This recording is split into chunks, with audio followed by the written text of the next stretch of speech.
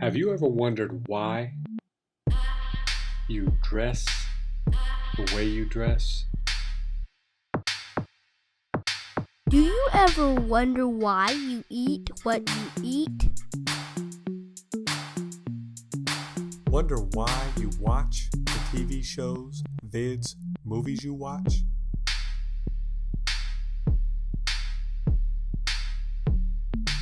Do you wonder why you listen to the music you listen to?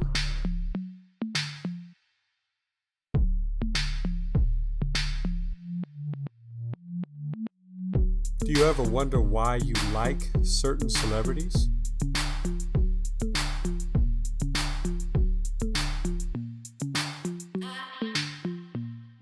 Do you ever wonder why you talk the way you talk? Do you wonder why you act the way you act?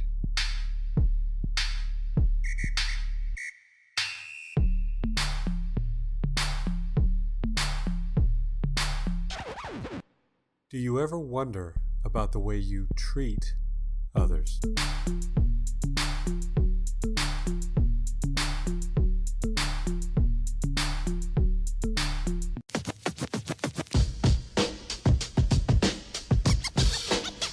What's up, y'all? This is Mr. Kelly in Los Angeles County High School, teaching for more than a decade, and I want to have an opportunity to talk with you today about the influence of media in your lives.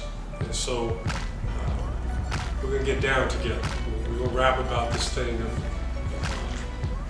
how you see media influencing your life, and then I'll give you some tools that you can use to interpret how that media is used to draw you and me in to purchase the products that the people who produce want us to purchase them. And so I want to start by reading a quote, and you can see back here this image that one of my students drew that speaks on this quote precisely. This is from Douglas Rushkoff. He's a professor of media and culture at New York University. He said, if you put all these things together, the whole goal of corporate mass media seems to be to make marketing almost invisible, a 360-degree wall around a kid, such that where reality starts and marketing begins becomes ever more obscure and difficult to find. So the goal is for kids to grow up not seeing the marketing around them. Man, when I first read that, that just caught me like a chin check. And I thought of you all in my daily interactions. And when I see what you're listening to, I see the conversations that go down, not only on your phones, but what goes down outside the doors, right? When you know Mr. Kelly's in having lunch, and you don't know that I'm hearing the conversations outside, you all come in and join me, we get to hang out, and I hear what y'all yapping about. And I start to see how connected your media choices are with how you live. And so we're gonna dig into this together. We're gonna go through a journey, what we call media literacy. And I know you know what literacy is, the ability to read and write well. In media, maybe that's a little more obscure for you, so we're gonna break that down together. So there are three parts to what we're gonna discover together in Building Minds MultiMedia, or BM3. And those three parts are, first, front-loading. And the front-loading will be these terms that we're going to work through, the vocabulary terms, so we can learn how to speak the vernacular of those who influence us to purchase their products. So that's front-loading. We're going to learn the dialogue, the language up front. And then the second piece will be skillful thinking.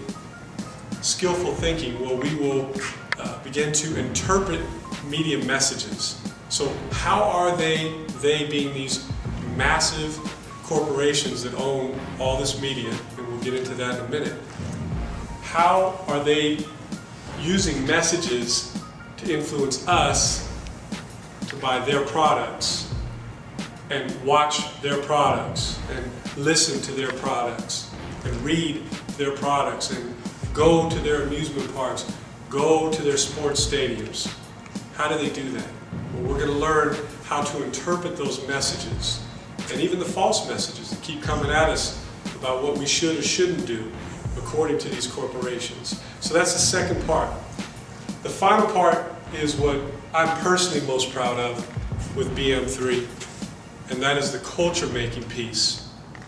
And culture making means that we will go through this journey of learning the vernacular of corporate media. We're going to learn how they manipulate us with their messages. And then once we understand how we're being manipulated, well, then we can flip the game. And the way we'll do that is learning how to use our own media and creating our own media. And with that opportunity, you will be able to create your own cool. And I'm extremely proud of that, and I'm proud of that because I know the skills that you all have. I know the mad skills that you all have. You've shown me for years the extraordinary things that you're able to do with your brilliant minds and your creative personalities.